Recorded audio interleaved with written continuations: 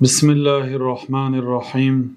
الحمد لله رب العالمين، والصلاة والسلام على أشرف الأنبياء والمرسلين نبينا محمد وعلى آله وصحبه أجمعين. أما بعد، شيخ الإسلام رحمة الله عليه در عقیده واسطیه در بابت فضیلت صحابگان کرام رضی الله عنهم سخن کردند. گفتند که ما هر نفری که جناب رسول الله صلی الله علیه و سلم آنها را نام گرفته بشارت به جنت دادند، ما هم آنها را بشارت میدیم، مانند 10 یاران بهشتی و غیر آنها که در حدیث های گوناگون به جنت جناب رسول الله صلی الله علیه و سلم بعضی صحابه ها را با نامشان بشارت دادند.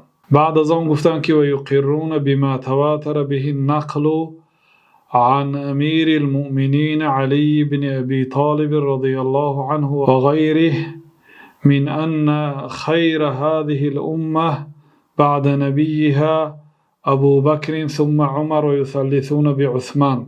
و اهل سنت و الجماعات اقرار میکنند که با آن نقل متواتری که از حضرت امیر مؤمن ها علی ابن ابی طالب رضی الله عنه و ارضاه آمده است و از غیر علی هم آمده است که یعنی نقل متواتر است.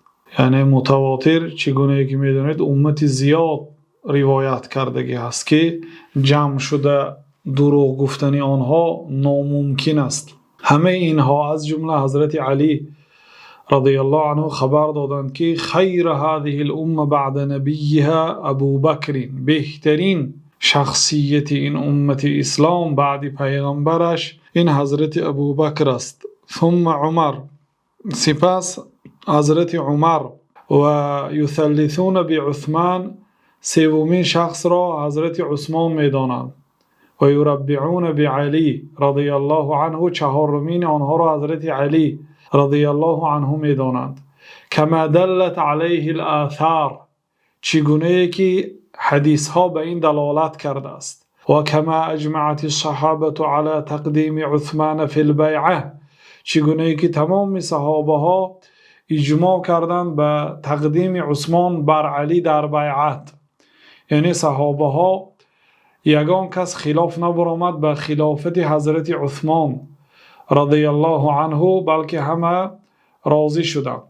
مع ان بعض اهل السنه كانوا قد اختلفوا في عثمان و علی، و بعضی از علمای اهل سنت و الجماعت اختلاف کرده بودند در مسئله عثمان و علی کدام اینها بهتر هستند، بعد اتفاقهم على تقدیم ابی بکر و عمر، بعد اینکه ابو بکر و عمر را تقدیم کردند گفتند که واقعا بعد جناب رسول الله صلی الله علیه وسلم بهترین این امت ابو بکر است، سپس عمر است. و لیکن در مسئله عثمان و در مسئله علی اختلاف کردند، گفتند که کدام اینها بهتر باشد.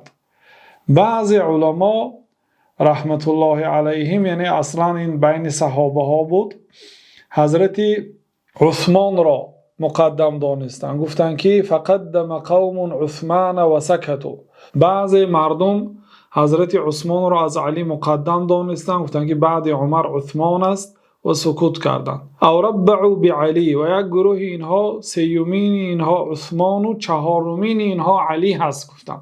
و قدم قوم علی، قوم حضرت علی را مقدم دانست، گفت که حضرت علی از عثمان بهتر است. گفت و قوم توقفوا، و سیومین قوم توقف کردن یعنی سکوت کردن. یعنی شیخ الاسلام سه قول را با دو وجهش نقل کردن برای ما. قول یکم حضرت عثمان بهتر، قول دوم حضرت علی بهتر، قوم سیوم مردم توقف کردن، گفت در مسئله عثمان و علی سخن نمی کنیم. لكن استقر امر اهل السنه على تقدیم عثمان ثم علی، این در ابتدای امر بود، لیکن سپس مقرر شد، یعنی آمده قرار گرفت خلاصه اهل سنت و الجماعت به تقدیم عثمان بر علی. یعنی در آخر به خلاصه آمدن که حضرت عثمان از حضرت علی بهتر است. وإن كانت هذه المسألة مسألة عثمان وعلي ليست من الأصول التي يضلل المخالف فيها عند جمهور أهل السنة. ببینید شیخ الاسلام چی میگن.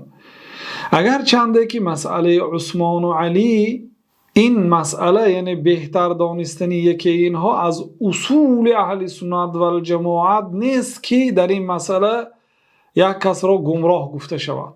مثلا یک آدم گفت که حضرت علی از حضرت عثمان بهتر است، ما نمیگوییم که به سبب همین سخنش وی گمراه شد.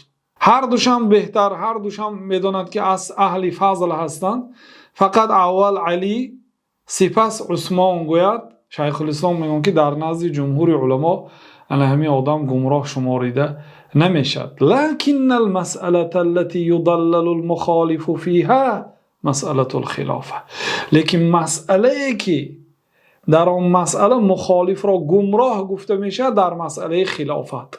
اگر گوید که اول علی باید خلیفه میشد سپس عثمان خلیفه میشد، گفت گمراه است الکی، برای اینکه مسئله خلافت دیگر است.